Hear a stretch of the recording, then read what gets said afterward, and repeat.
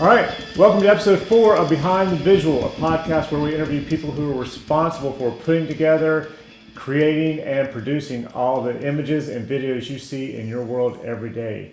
Today, my guest is Iana Boyd, and Iana is the managing partner and founder of Biana, a European brand for luxury knits. In other words, really great clothes that all women should be wearing. So check it out at biana.co, and it's biana.co. So, all right, thank you for letting me come here and do this whole thing. And give us a little background on you, how you got into this, how you went from, I know clothing designer wasn't, I don't think, what you started out doing. So give us how that happened.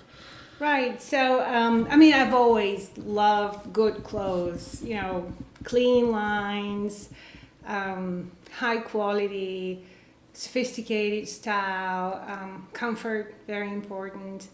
And it started out with me making clothes when I was younger for myself, for my family, my sisters, everyone around. So were you dressing your sisters as they went to school and that kind of thing? Yes. Really? Sometimes it was great, sometimes not so good. But it was a great school. And then kind of life took over, and I ended up in the corporate world. And at one point, I was spending half of my time traveling internationally, balancing between a career and family.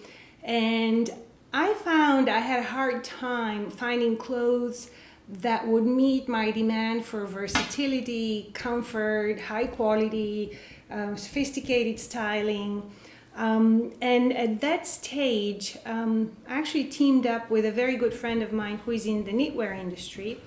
And halfway, as a joke, we put together the first styles, which were actually the beginning of what Biana is today. Really? Yes. Wow. So that was while you were working, doing all your full-on other job.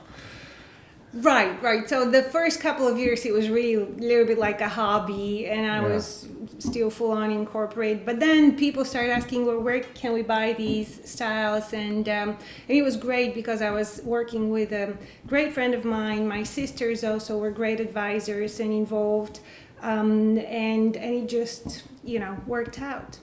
So Biana is here and growing. And how'd you come up with the name? The name is a funny story. My name is Iana.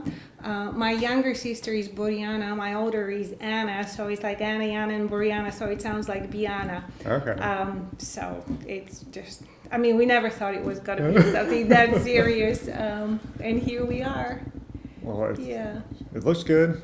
Everything we've shot on the 2 shoots I've loved. I think and the models have been very happy with them. Great, thanks. I shoot for some companies, and the models are wearing the clothes. I would never wear this. I've never heard that once out of all. There were multiple times where oh, this is nice. I would buy this. I'd wear this. So you're doing well. So that's good. That's great to hear because the models are the first ones to actually try the new collection. The samples are out, and then they go on the models, and this is where it comes to life. So it's good to get that first feedback. How does that whole thing work? So how does it work from when you come up, say you're doing, because you guys do fall, winter, summer, spring, right? We do pretty much 2 main collections. Right. Yeah. How do you come up with that? What's going to be the clothes in that collection? The designs, whatever it is that you guys have to do, with the samples, that kind of thing. How do you come up with that whole process? Right. So, at the center of everything is who we call the Biana woman. It is the woman who loves the Biana clothes, needs the Biana clothes, and wears them. So we think of her and we think about, what are the styles that she would feel beautiful in? Would she feel comfortable in these clothes? Would she feel powerful? Would she feel light and free in these clothes? Would she feel good about wearing Biana? All the images and associations that come with brands. So we think about all of these things, and that's what goes into the creative process.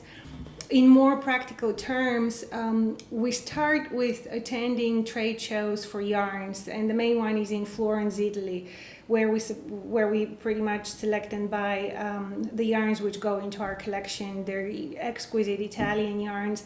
But more than that, at this trade fair, we gather a lot of information about the new developments in yarns, sustainability practices that our suppliers in yarns are introducing and strengthening. We're very, very serious about following sustainable practices in Biana and working with partners who also work in a sustainable way. And we look at new trends in knitting, in textures, in colors, and then we gather inspiration from pretty much all around us. We look at nature, architecture, we travel and look at sights and scenes around us. We look at women around us in daily life. How do they look? What do they wear at the different at the different times of the year, and also when they're in the different roles that they play, because women play so many roles in life. And of course, we get inspiration, or we get feedback and inspiration from our customers. So we definitely connect with them and get the feedback on what looks good for them, what feels good, what they want more of, what they want less of.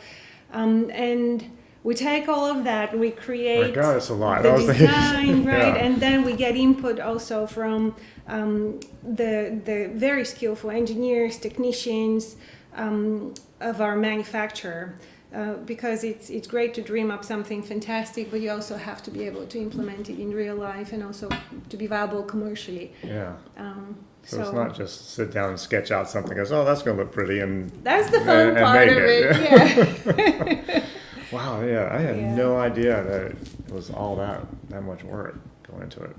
It's no wonder you're constant, because you're constantly gone. I mean, it's like you're constantly traveling. I know when we shoot, it's almost like we shoot that collection, and it seems like you've already started working on the next collection or getting ready to go out of the country again for the next collection or whatever. So you were like constantly just nonstop on this stuff. Well, you have to be out there. You have to be in touch with your customer, but also our creative team. So I currently live in the States. Our creative team is in the Netherlands. Our production is in Bulgaria, in Eastern Europe. We source materials from Italy. So it is more and more of a global world that we live in. So do you guys Skype or Zoom or something like that to talk to each other, or you just fly over there for all of it every time you got to have a meeting? No, I mean, it's a combination of all. So we use everything that technology has to offer, but also we have to meet, and we go to trade fairs and and we have collaborative sessions, like in person.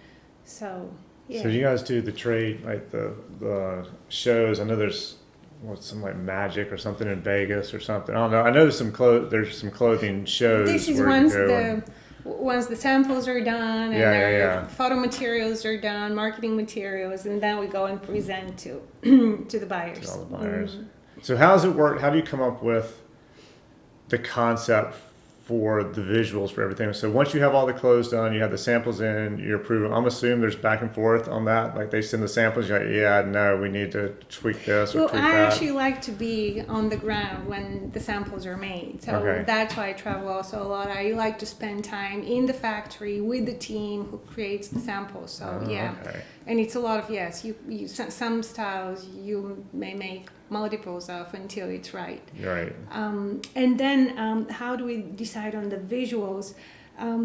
Again, it's all about the Biana woman. So we think about who she is. What does she like? What drives her? Where is she? What she dreams of, right? What she aspires to. And that determines how our visuals will look like. Selecting the location is a key part of that. Yeah. So we would normally pick a location which is able to both convey the reality of the Biana woman, of her world, but also her dreams. So this is key, that we're able to show both reality and more practical parts Right. of life, and a more dreamy artistic vision of who she is. I would say that another part of it is, as I mentioned, we are quite serious about practicing sustainable practices, being good to nature. So, as you know, we've worked with you quite a few times now. We always try to incorporate visuals outdoors. Yes. Yeah. With nature incorporated in them, whether it's greens, birds, skies, we love that. And we incorporate nature as much as we can in our photo shoots. And that and the location really creates the tones,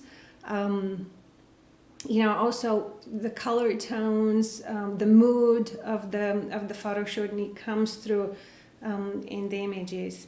And it's funny talking about that. We like to incorporate nature, and very often nature sends back great surprises and just beautiful gifts that we've had over the years. Now, just mentioned two. One of them was we were shooting in our new winter collection at the time, and we were going to shoot in February in the Netherlands. At a historical site. It was an older building nestled in a park next to a lake. And we woke up the day of the photo shoot and everything was covered in snow. It was beautiful. And of course, we went over and we started out shooting outside with the pristine nature. And our photographers had also video equipment. So they said, let's do some video. And as we were doing that, a flock of geese flew behind the models. Oh, wow. And landed so gracefully on the water in the lake behind them. I mean, it was like That's a amazing. winter fairy tale. And snow in the Netherlands is a rare sight nowadays. So we were really lucky. The other instance you can relate to, it was this past summer when we shot our summer collection. Yeah. And you would remember that shooting in July Yeah. in North Carolina, we had serious doubts about how much we could shoot outside because, it's normal that in North Carolina in July you have it's temperature horrible. 90s, Yeah. 100s. And all the humidity, and you start sweating everywhere. Absolutely. It's a nightmare for a photo shoot. Yeah. So you remember what happened the day of the photo shoot? We had low 70s. Oh yeah, it was great. It was It fantastic. was wonderful. And we shot the whole day. So all I'm trying to say is you can plan it as much as you want, but you also have to be able to work with what, the circumstances. Yeah, you got to be bring. able to work with it. Yeah. 'Cause we had one years ago that I shot for somebody, and it was in August, and the humidity was so bad. We were shooting, these guys were wearing khakis and they were sweating, their knees were sweating through the khakis. And the shirts were just soaked. So it was literally like put them in the clothes, keep them inside the AC, and then get everything set up, Oh my shoot the goodness. test and the lighting and all that on the assistants. And then when it's time, call them, get the models out, and you just run through as fast as you can before, the sweat starts showing up in every single part of their body on these clothes. So yeah, when that shoot, this summer was great. I was very happy about that because we didn't have to worry And about it shows anything. in the images, right? Yeah. Yeah. Absolutely. So Yeah, it was good. So, on set, tell me a little bit about what's going through your head on set, because you not only are the designer, you're also the art director on these sets. This is your baby from the beginning to the end of the shoot. Everything's in your head. How much control? I know. So I want you to tell everybody else. I kind of know how you work, but let everybody know how it is when you're on set. How much control you want over it. How much control you let the photographer have, and maybe the clothing stylist have, or input from everybody, that kind of thing. Mm-hmm. Well, I'm collaborative, by style. My style is, involve everyone, get ideas from everyone. I firmly believe that the joint collaboration decisions of a team produces a much better result than my own would. So what I do is I actually spend a lot of time choosing the right team. And although we like to work with different models from photo shoot to photo shoot, we usually work with the same photographer. We've worked Right. quite a few sessions so far together, and we have established collaborations with photographers like yourself, where we can rely on in the various locations around the world where we need to shoot, hair and makeup stylists, and also stylists, clothing stylists. And when it comes to the hair and makeup and the clothing stylist, is that something you search out for on your own, or do you ask, say, the photographer that you've chosen, hey, will you help me It's a find these people combination. if you don't already know them? Right. So you usually want to have a referral, and you look at tons of images of their work, and you read about them, like I read about you and did my research. Yeah. But I think once you find a good team, then everything runs well, and the result is great.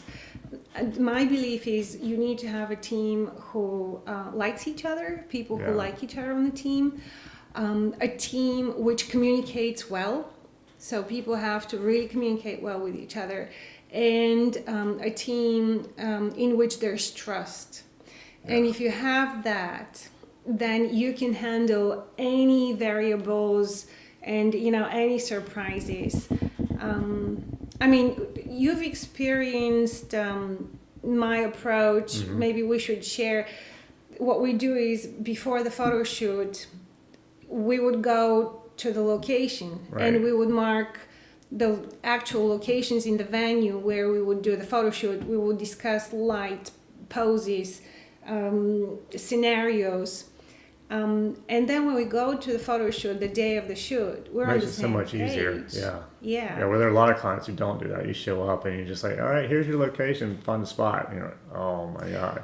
So it's nice with you that we do that. You go in, we check out the location, we kind of come up with, hey, we can shoot this here, we can shoot here. Light's going to be like this, so this would be a good time to shoot and all that. That makes my life a lot easier. Yeah, and I think it makes the shoot flow. Well, it makes my life a lot easier because once we start shooting, you pretty much take over. You pretty much direct the poses.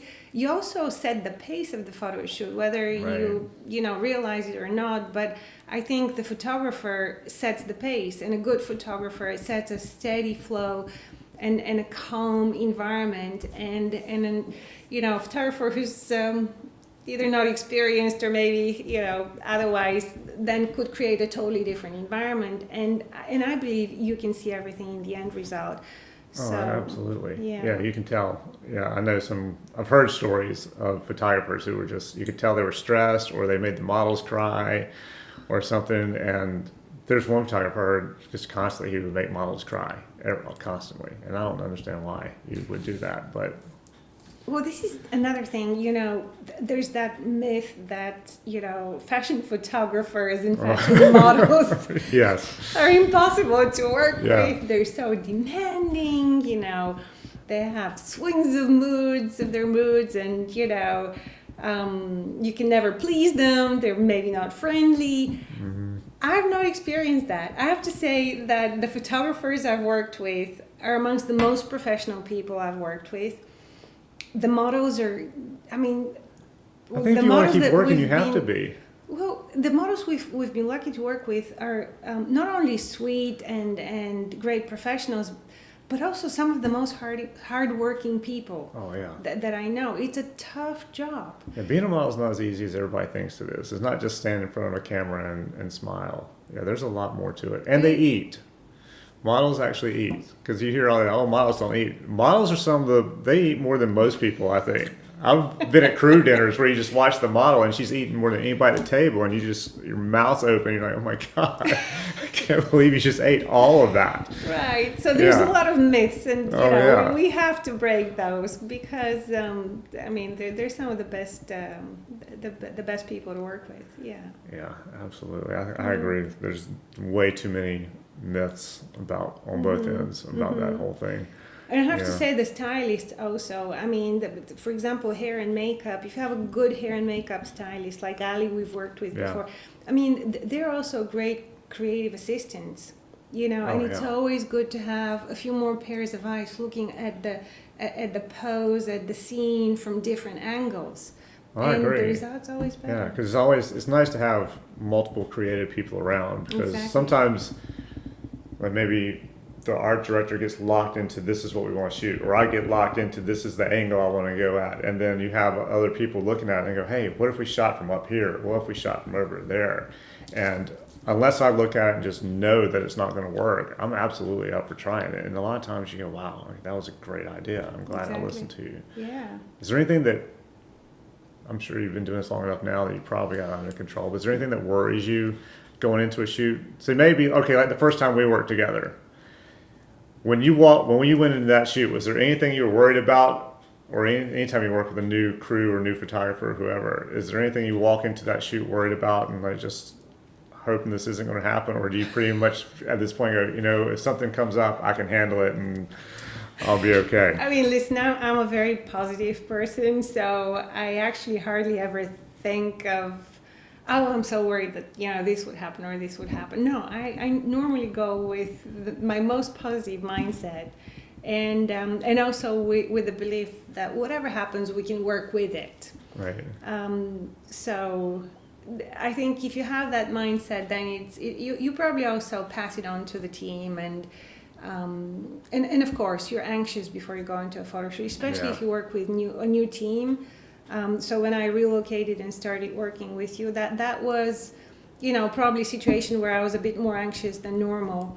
Well, that wasn't the easiest day in the world either, because it was also like overcast and raining in parts of the day, so it was a little more difficult, especially for you just working with a new photographer, a new crew of people, all that the first time. I'd have been a little worried about how it was going to turn out. But experience tells me that worries don't help. No. Positive mindset and the mindset that you'll deal with it is what really helps and makes the best outcome. So. And I think every shoot has something that pops up, and because I've always said part of my job, a big part of my job, is working around issues, working around the problem, whether it's the weather, the location, the sun.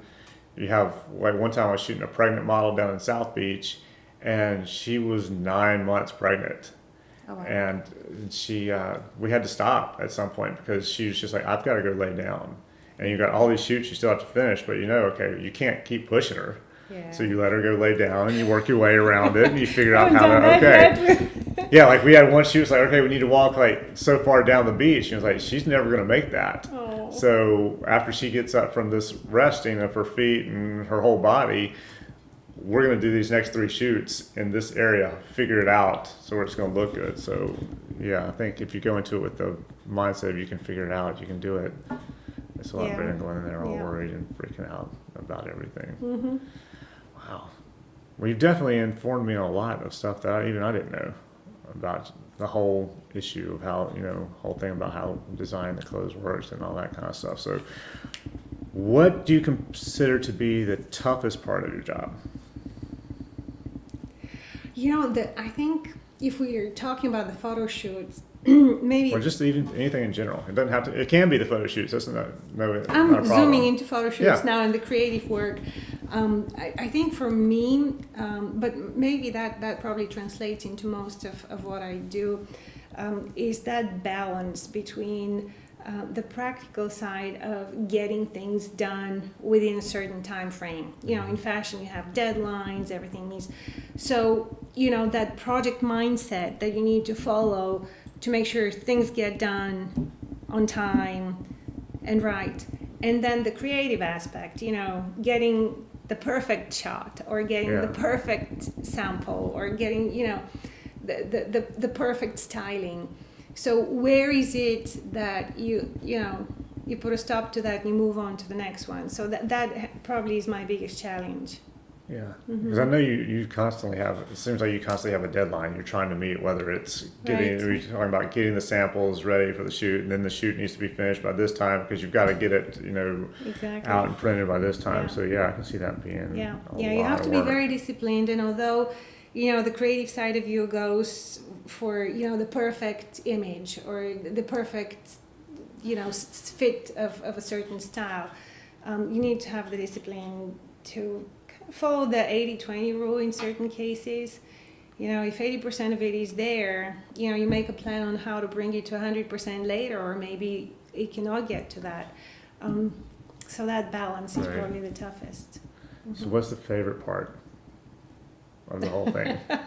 I mean, the creative side for sure. And, creating something that's beautiful, that's new, that's, that would bring joy and comfort to, all the women who would wear the clothing.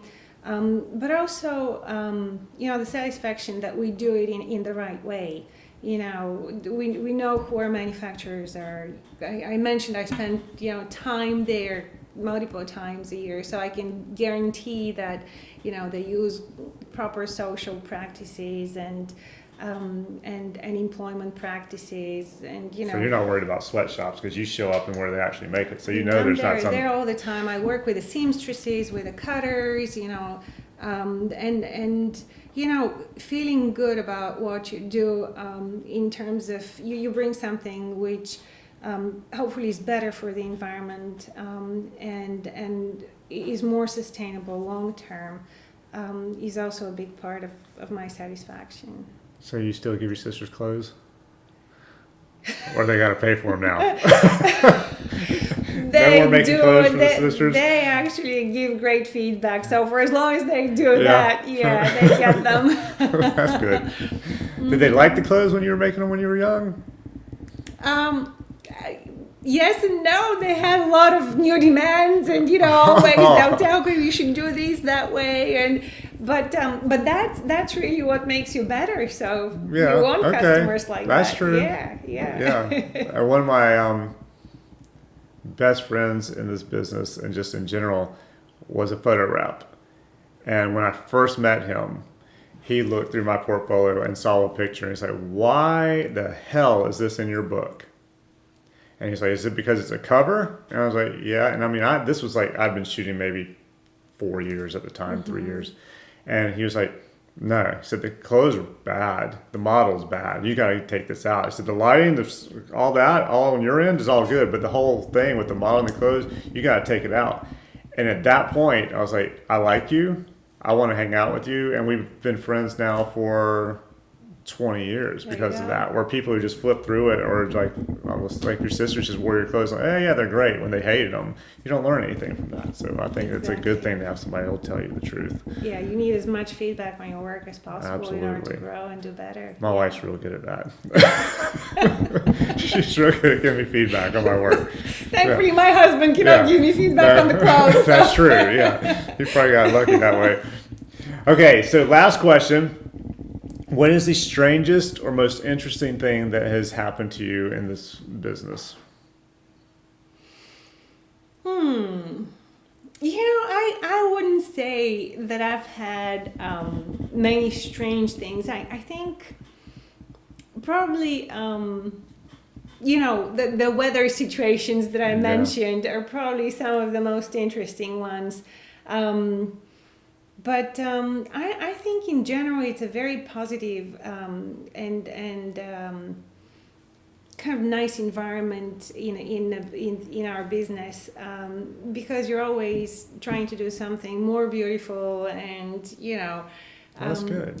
There's a lot of positive association and vibe around it. So I wouldn't say I've encountered a lot of strange or. Well, that's not bad. That's probably a good thing that you don't have some story about some horrible model or photographer or manufacturer that you've worked with or whatever. So it's probably good that you don't have that. No, and maybe it's my positive mindset. I go in with the mindset that it's all positive. Well, that's good. And it's got to be great, and then somehow it turns that way, or I forget the bad stuff. Right. Well, that's probably a good thing too. Sometimes a short memory is a good thing when it comes to anything, if there is anything bad. Right. Yeah. I mean, I would forget that we would be close to getting struck by lightning on a hill where we were shooting in ancient Roman ruins, and then my photographer had to make me run away Really? So these kinds of things kind of. Wait, so you're in Rome shooting up on a hilltop or someplace? No, these were Roman ruins. Oh, you're in the ruins yes. and there's lightning?